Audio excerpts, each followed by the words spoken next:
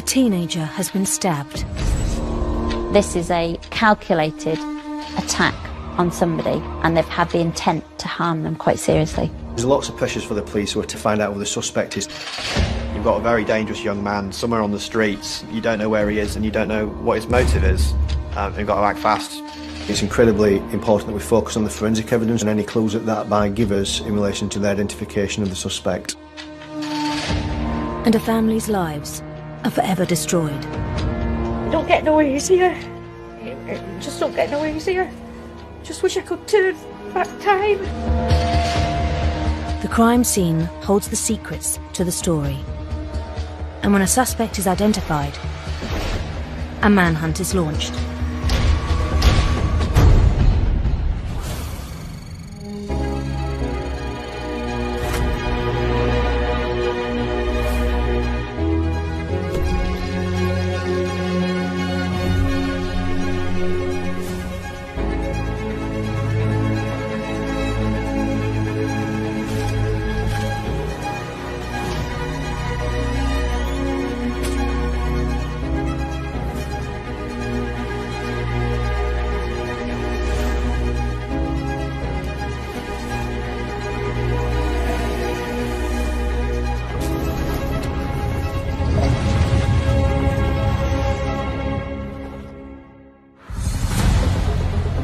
It's a Sunday lunchtime in August. Police are called to a stabbing at Fishdam Lane on the north side of Barnsley. DCI Mark Orton and his major crime unit race to the scene. The young boy had been stabbed in the chest. The young victim was still conscious, which was quite unusual. He was able to talk to the police and tell them that a lad who he didn't know had just walked up to him and stabbed him in the chest. The young victim is able to tell the police his name. He's 15-year-old Louis Phillips. I don't think he realised the actual extent of his injuries at that point. He'd actually been on the telephone to his mum. He'd actually said to his mum, "I've been stabbed in the chest." Clearly panicking, he's obviously in some distress. Such force had been used that actually the knife had broken, had snapped and become embedded in his chest. You look at someone thrusting a knife into someone's chest, that is an attempt murder straight away. Louis is rushed off to hospital in an ambulance, and the officers shut off both ends of the busy road so they can secure the crime scene. As an SI, you've got lots of things going through your mind about who might be responsible. Is this someone who is known to Louis? Is there a motive behind this? Is he in some kind of disagreement with something? Is it to do with drugs? Is it a targeted attack? Is it a stranger attack? The main thing is trying to identify who the suspect was. Sarah Thurkel has investigated more than 500 deaths as one of the country's leading CSIs. The crime scene is a main road running around the outskirts of Barnsley. As a crime scene manager, this will be quite a difficult scene to manage right from the outset. There may well be evidence on the road and on the path. Are there any footwear marks? Has there any tyre track marks? Are there any discarded items that might have been dropped by the offender? Despite Louis suffering from a violent knife attack, there are no traces of blood at the crime scene. On an incident like this, if it's a single stab wound and the knife blade is embedded in someone's chest, there may not be any blood at the scene because the knife blade has actually almost sealed the wound up. The specialist search team combs through the crime scene and they quickly make a significant discovery.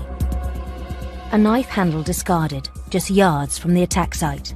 We didn't know if it was the handle to our knife. The blade obviously was still in Louis' chest. What our intentions are is to get that handle examined by a scientist as quickly as possible to try and identify who may have handled it and who the suspect might be. The knife handle is fast-tracked to the lab, and officers continue to search the area and collate CCTV footage that may provide them with a lead. Fishdam Lane is quite a busy road. Clearly, in an area like that, one of the things you want to do is try and get hold of the CCTV as quickly as possible. You look at residential premises, people have got cameras trying to protect their own property, ring doorbells, things like that. But you've also got industrial premises who are trying to protect their own properties. got to try and get as much footage as possible of tracking the offender, of tracking the victim, how they've come to be together, and then where the suspect's gone afterwards. So it's a mammoth task. Louis is still conscious in the back of the ambulance and manages to telephone his mum, Louise. Louis had the strength to ring me and tell me that he'd been stabbed. And they told me ambulance woman, she told me it's him. He's just asking for his mum. Just asking for me all the time. And I'm like, what? You know what I mean? It was such a shock. Yeah. It was Louis' mum that texted me, actually. You know, to say that he'd been stabbed, but obviously we didn't know it was that serious. Apparently, all the way to hospital, he was chatting to ambulance crew, you know, having a joke and that, and ambulance crew saying, you'll be able to show your scar off to your mates. Louis' family rushed to the hospital. At the crime scene, police have obtained some key CCTV footage. They were very quickly able to identify a camera that was straight across the road. That provided a really clear view of the victim and the suspect coming together. There's lots of pressures for the police to find out who the suspect is, to make sure he's not harming himself, to make sure he's not harming anybody else. We have to make sure that everything is being done that could be done.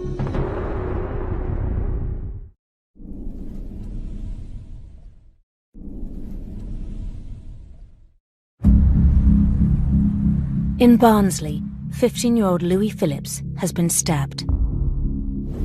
The blade of the knife has broken off inside his chest, and he has been placed in an induced coma. We didn't see him awake, did we? No.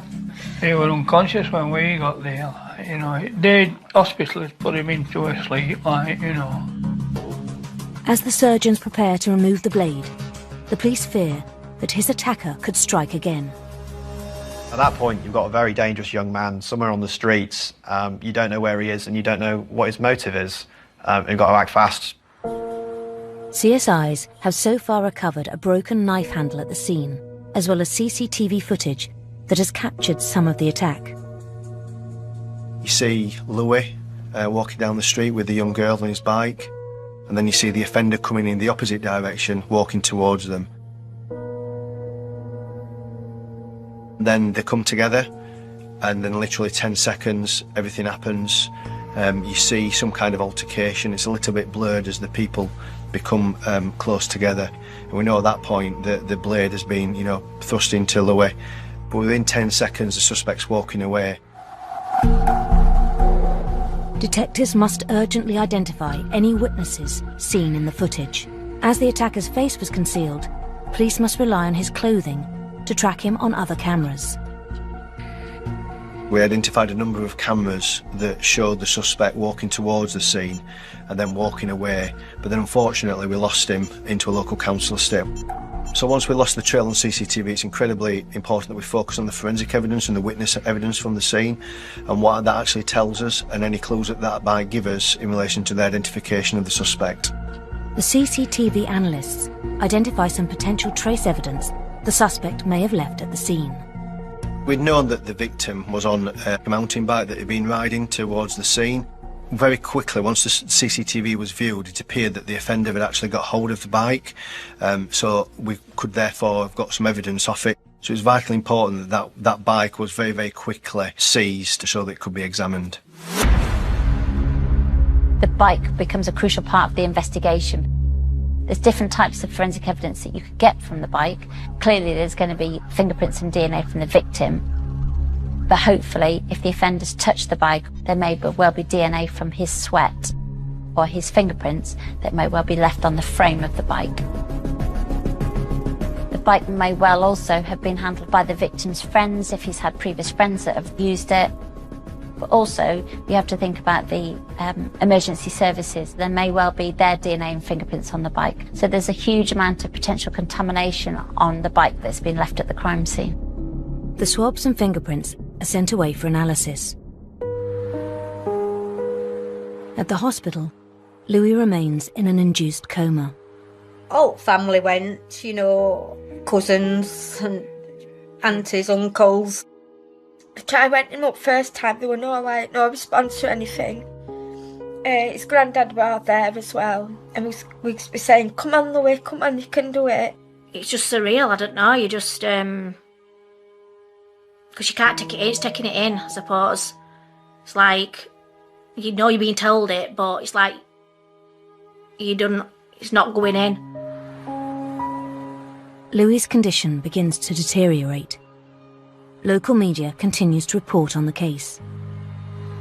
Sadly, when it comes to stabbings, when it comes to this serious crime, people have already assumed they know some of the details of it. They've decided it's going to be some angry young men. They're going to assume there's going to be some drugs at the heart of it. They're going to assume there's some gang crime. And the picture that emerges is that he was just completely innocent. He's a good-looking social lad, a really massive fan of football. He was starting catering college, and the picture emerged that this kid was not involved in anything that people might assume comes with this territory. He's just an innocent boy. From being a little boy, he's always done football. Yeah, he enjoyed it. He was the fastest on the pitch.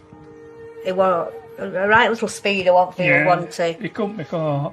Once he got that ball, he went off. So fast. And his hair flowing back behind him. Yeah. And he'd like come home when he'd had a match and he'd say, I've scored so many goals, Mum. Yeah, he loved it.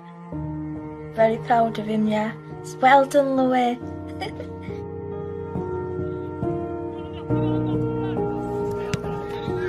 He'd come out on in his own, like in his teenage years, just changed, just transformed into muscles without training.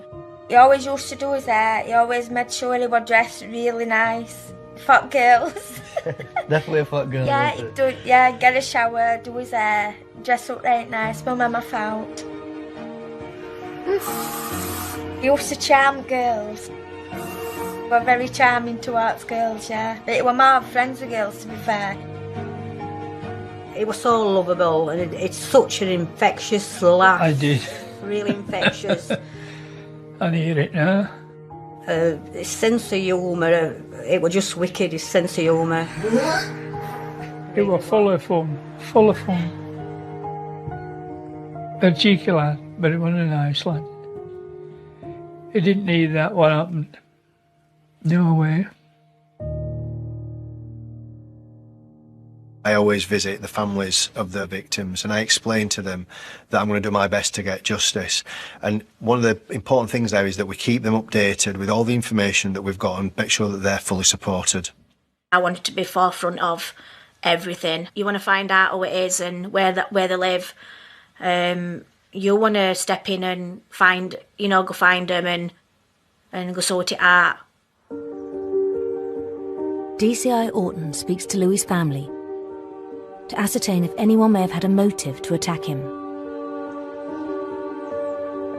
They just talked us through, he was just cycling steadily down this lane at Carlton with a girl walking beside him. And then this scum who did it, walking up towards Louis, never said out to him, just got this knife and stuck it in our Louis. And then he just casually walked off, just left him. You just see that, boom, and then boom again. And our Louis still stood up holding his bike, because it was just 1, 2, 3 seconds. I see it now still. Everything that happened. On that CCTV, I couldn't watch it, mate. I had to get out of it, I couldn't watch it. It was a 7-inch kitchen knife. It got fully left in his chest. It was literally just smack here, just smacking centre of your chest. That's when it kicks in, when you know where it actually is and where they've been stabbed. Louis' family claim he has no enemies and can't think of anyone who would attack him. I've not seen him before. Nobody's got a clue. My mum didn't. Scans reveal that the blade has penetrated Louis' heart. He is transferred to a specialist cardiac unit at Sheffield Children's Hospital for emergency surgery. They took him into surgery to pack it initially. I think they actually packed it, you know, so we aren't taking blade out first. They did everything they could, keep it blade in, that was the initial thing.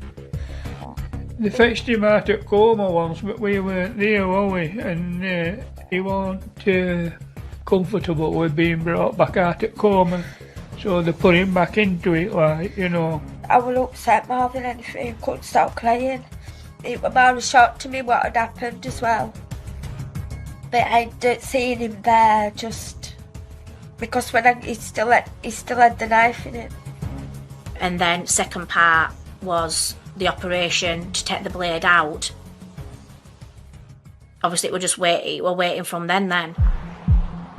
Louis' attacker is still at large, but police finally have a much-needed lead. Within a couple of hours, we'd got information from witnesses. At the scene was also a young girl who had actually met Louis that afternoon, and she was able to give an account of what had happened. It was a local boy, and he'd gone out, as most teenagers would, at the weekend on his bike. He'd gone to meet a young girl, and this is what happened. The witness confirms the attacker arrived wearing a mask, but has suspicions it was a boy who lives locally. 17-year-old Kyle Pickles. So once we get a name, one of the main things that we need to do is get that person run through the intelligence systems to find out exactly what we know about him. Has he got a history of violence? Where does he live? Who does he knock about with, etc., so we can try and arrest him as quickly as possible. What we found is that Kyle had one previous arrest and was on bail for actually breaking into someone's house and threatening them with a Stanley knife. It caused some concern because he threatened somebody else with a knife, and we're dealing with a stabbing here. A manhunt is launched to find Pickles. We got information from a member of the public that actually he was in a local park, so within probably 4 or 5 hours we knew exactly where he was. Multiple units surround the park. There were vans on the scene, there were dog units at the scene. They realised this was a man who needed to be in custody as soon as possible. Units were put into the local area to try and surround the park, and we were able to get hold of the police aeroplane to get up ahead in case that when the police went into the park and he ran off, they'd be able to track him. There was a lot better opportunity to try and arrest him, obviously with an eye in the sky. With the park encircled, police make their move. The officers then started to enter the park and move towards a basketball area where some lads were playing football. Quite quickly, 2 of those lads ran away, and what we were able to see is the offender had been wearing a baseball cap, and the lad who had run off was wearing an identical baseball cap, and were able to be tracked by the plane. Pickles is beginning to lose the officers in pursuit. It is up to the police aeroplane to coordinate all units to ensure they do not miss their opportunity to bring him into custody.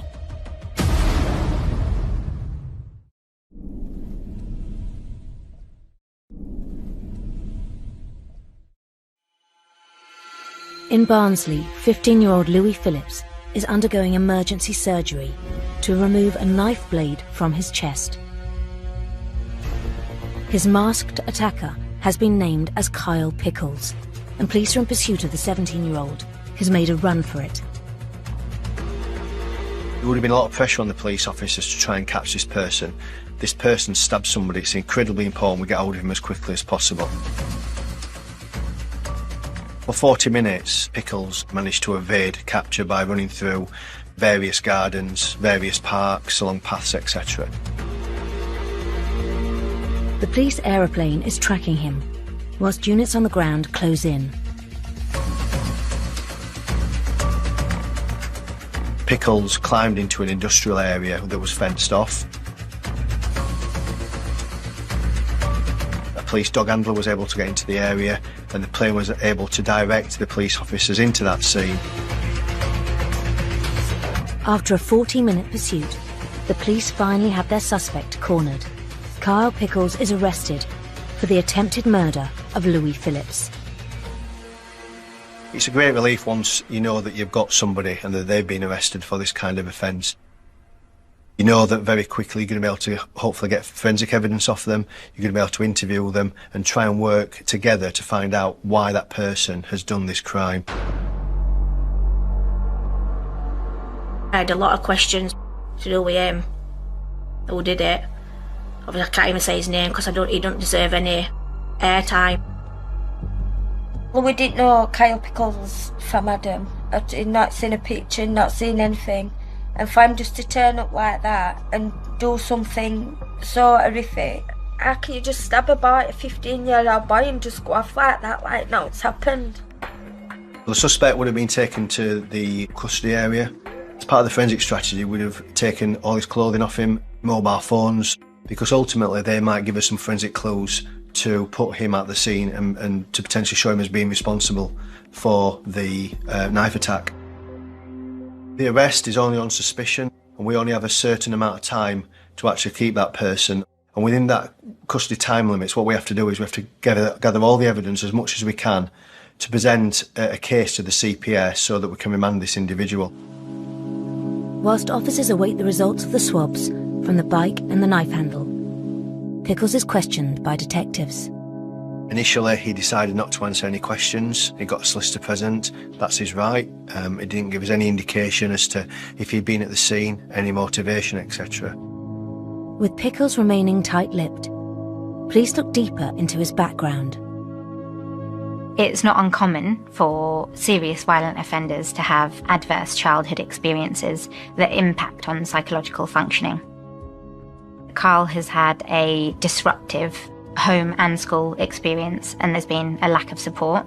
Unsupportive adolescent experiences can also impact on the ability to create and maintain healthy relationships with others. Despite an arrest, the local community remains shocked at the news of a stabbing. No one ever gets used to the idea there's been a stabbing or a death. The communities are just like, I don't understand how this happened. I don't understand how this happened in our area. But it happens, and it's the worst. It's the worst it can possibly be. It blows people away. Detectives continue to interview their suspect, and police obtain a warrant to search his home. The victim's been stabbed with a knife. Has the offender brought this knife from home? Are there similar knives at his home address that we can then tie into a set of knives? Or is there a knife block with 6 knives in and 1 knife's missing? The handle that had been recovered from the scene was a match for the knife set. This then indicates that there is an intent from the offender to cause harm to somebody. They've taken a knife from their home address, they've gone out carrying the knife on their person, and they've left the home address with the intent to stab somebody or injure somebody. As the surgeons attempt to remove the blade from Louis' heart, his condition deteriorates. We saw a little link, and when we were in the theatre there were loads of people around him. But I only could watch a bit on it. You just think, oh, it'll be fine, you know, they'll sort him out, you know, they can work miracles these days, and you know what I mean? It don't matter what happens, they can change things.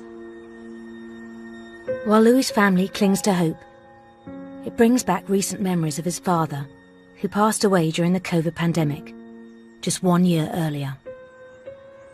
You know, we were really close to his dad. Always walking with his dad everywhere. Aye. You know, they were inseparable. We picked him up from school, looked after him. He took after his dad, through and through. Every bit of him, every inch of him was Carl. When his dad died, it knocked him back a lot. You could see it shocking him.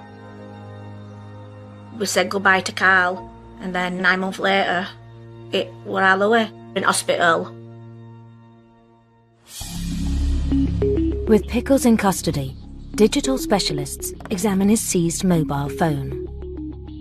A mobile telephone that we believe Pickles was using at the time was sent for what's called a download, so that we can look at any text messages, social media, and any calls that might have been made to see exactly what was going off on his phone at and around the time of the attack. When the mobile phone's downloaded, there is quite a lot of intelligence that's obtained from the phone. There's information that the suspect has written, threatening people, threatening other males of the same age as him. It's clearly more than young infatuation. Kyle had an unhealthy, possessive and obsessive attitude. This view is also supported by the many messages that he sent, in which he makes serious and multiple threats to harm other people. It's quite clear that he was adamant that he was going to attack whoever the young girl had been seen with, even if he didn't know them. police recover further text messages, which imply premeditation.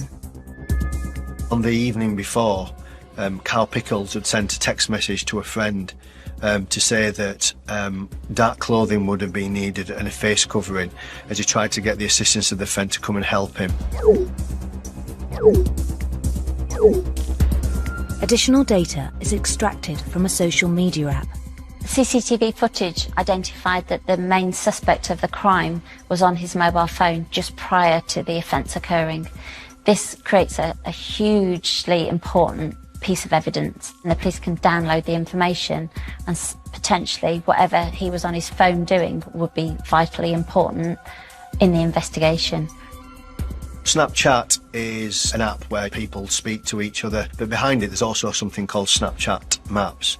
And what people are able to do is share their location, and what it was clear was that Carl Pickles had got access to that mapping function to see exactly where the girl was. The Snapchat map system, I understand it, is so that you can drop in on what other people are doing and have some fun seeing what people are up to in other countries or in your area. The idea that anyone would then use that as a means to track somebody down so you can hurt them, but it takes a very different and very, very horrid mind to come to that idea. In today's world, with the advancement of social media, we are able to monitor other people's movements far more closely and accurately than ever before.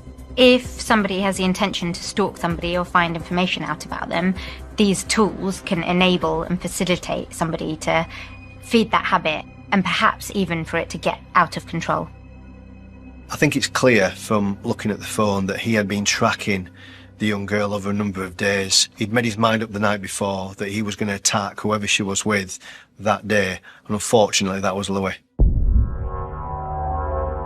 Forensic results are in from the lab, which further places Pickles at the crime scene. The handle that had been recovered from the scene had got Carl Pickles' DNA on it. It was able to be successfully matched with the blade inside Louis. Pickles is confronted with a mountain of evidence against him. He continued to make no comment, but then just came out with one comment that basically said that he wasn't the person on CCTV, and that clearly gives us an issue in relation to identification. But then what we had to do is carry out identification procedures with some of the witnesses who had witnessed the attack. And there was a positive identification made of Carl Pickles as being the person responsible for attacking Louis Phillips. Pickles is charged with the attempted murder of Louis Phillips.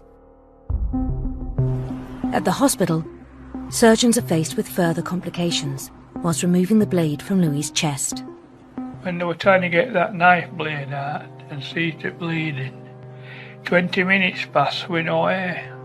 So obviously it affected his brain, but he never woke up with it. I sat with him hours and he was twitching my fingers.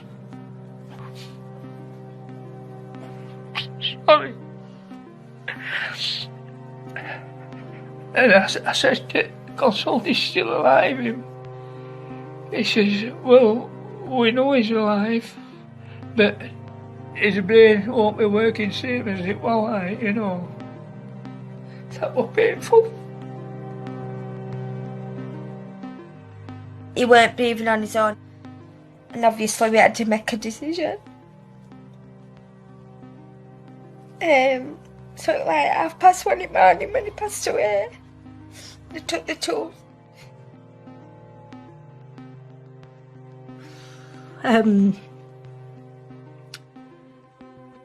We just stayed in that room for a while, to be fair. Then after so long, like, they come in and, right, well, that's where you then had to take it in turns. Always go in it room to say your goodbyes. And that's it, just went in. Well, just the worst thing you can ever go through when it's your son. I just didn't want to leave him. I suppose it's not until that they turn machines off, you know, that and then you realise that they're actually not breathing. You know, that's when it hits you. You just want to check them. You know, and you're like, Maria, just open your eyes. You want to open the eyes for him, and, you know, just, what are you doing? Just wake up. You just want him to wake up. It should have been me before him. It should never be a son going before your parents. No mother should have to go through that. Following Louis' death, the charge against Pickles goes from attempted murder to murder. And for Louis' family, it's only a matter of time till they come face to face with his alleged killer. I didn't take my eyes off him. I sat and looked at him. I made him fully aware I was there, and I'm going to get justice. And I made sure he saw that.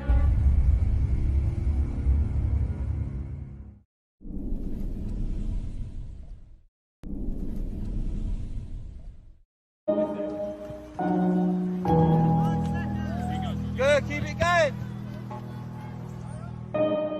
Popular 15-year-old Louis Phillips was an aspiring footballer for Pinfold Pumas. But 4 days after being stabbed in the chest, he died in hospital. 17-year-old Kyle Pickles has been charged with his murder.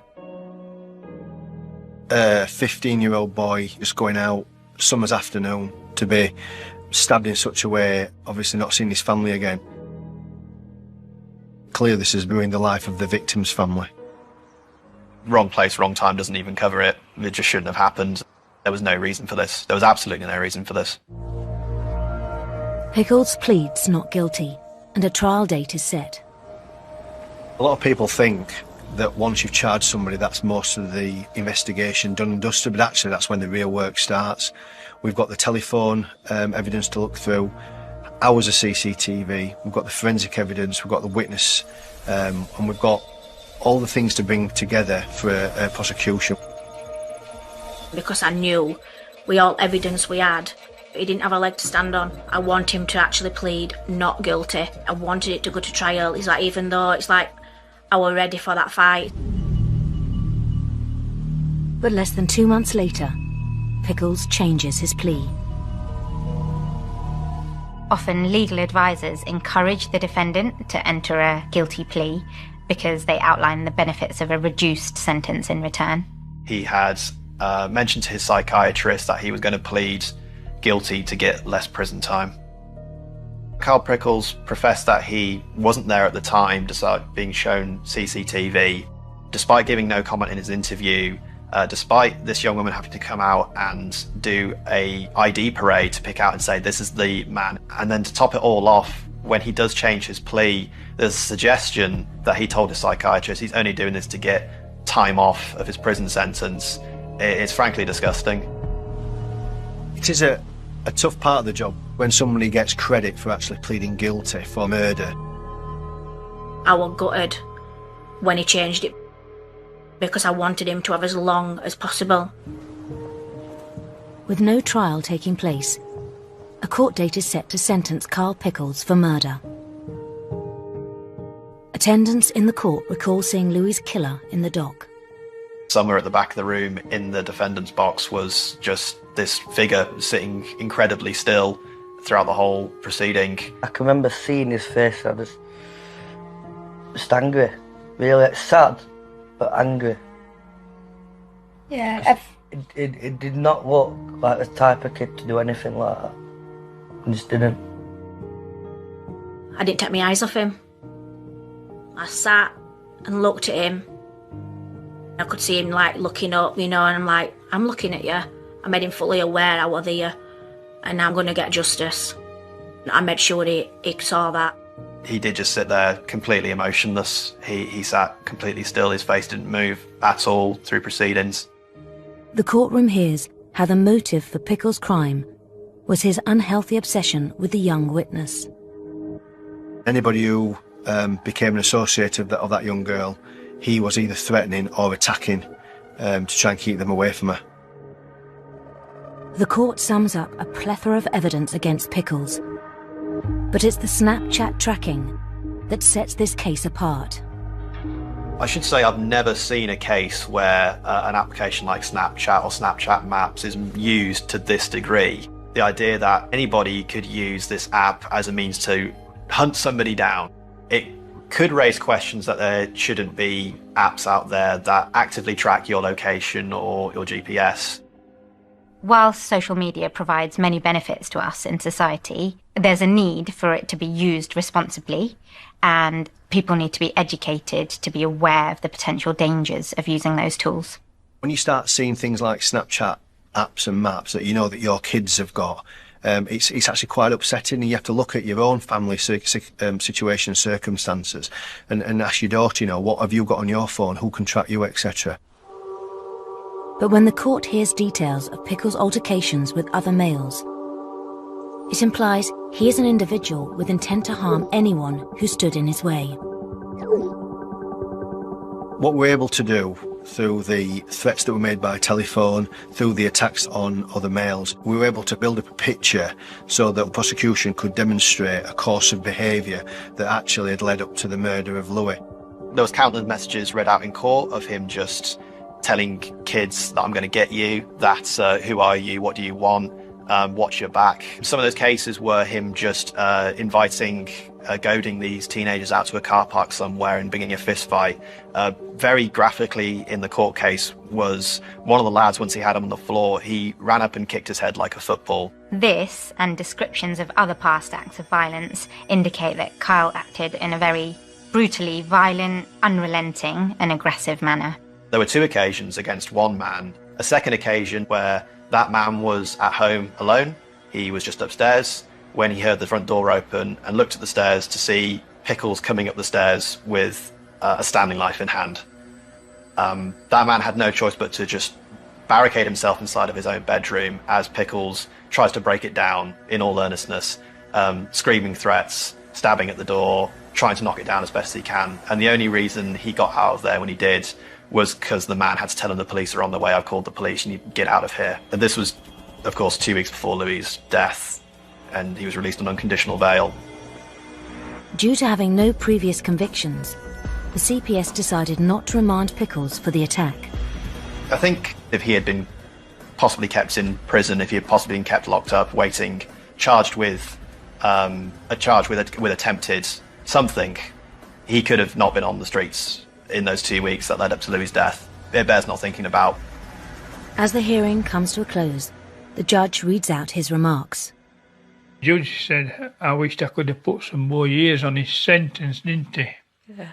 And he worked it every way he could. He even had, I think, don't know if it was 3-year or a 5-year stint onto his time for a crime that he did, and he was still on bail with it when he did that to Harloway. I thought, well, that's all right, he's tried his best, because at first we thought we were losing. After pleading guilty to the murder of Louis Phillips, Carl Pickles is sentenced to life in prison with a minimum term of 17 years. Louis was an innocent person, and he was stabbed and murdered by our suspect. Because he was only 17 years old when he committed the crime, he was given a lesser sentence. He was given a life sentence, but to serve a minimum of 17 years because he was under the age of 18. In my opinion, he committed an adult crime. He murdered a 15-year-old boy. In 17 years' time, at the age of 34, he's out of prison. He can rebuild his life. Louis can't. At the age of 15, Louis sadly died. It's us that's doing life sentence.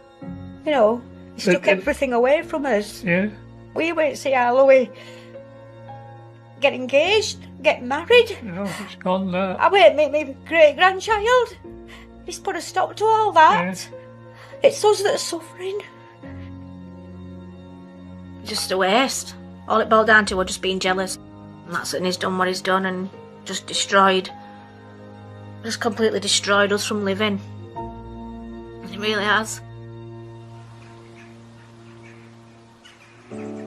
Even with his killer behind bars, Louis' family are left to deal with the devastating repercussions of knife crime. Just a little bit I kept to Louis.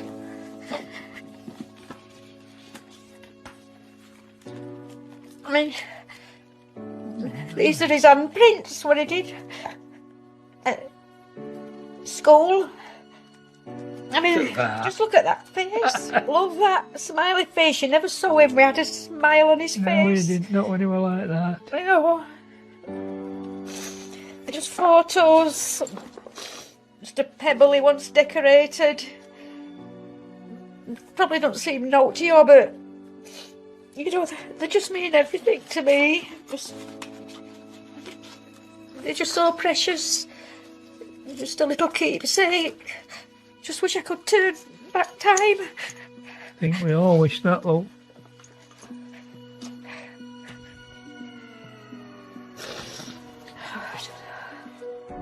The problem is it's this young generation that's coming up who's doing it. And they're going out with a knife because they feel like they've got some power with that knife and not thinking about the consequences. I just hope this opens people's eyes and just put knives down, because you don't know how many families you're destroying. You honestly don't. On a case like this, you really feel for the family. This is a young, innocent 15-year-old boy. Through forensic evidence, we were able to convict the offender of this horrific crime. But also, not only does it form closure to the CSIs, but also it forms closure to the family, that we're able to prove beyond reasonable doubt that this offender murdered their son.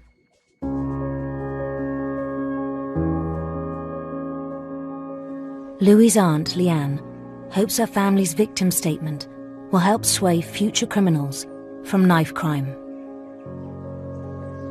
Knife crime, that means the outcome is to murder another person. This is the impact it has on both families.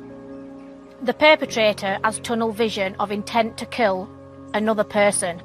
But if this just resonates with one person, for them to just step back, take a breath and think that they will not be killing that one intended person. They will be killing a family. They will end the lives of many individuals, causing pain and suffering. You have to live with knowing what you have inflicted upon them. It's just not right, is it? On any child, to be fair. But when it's your own son, it's just, you just can't get over what. I'm still coming to terms now why he's not here. I talk to him every day. It's just hard.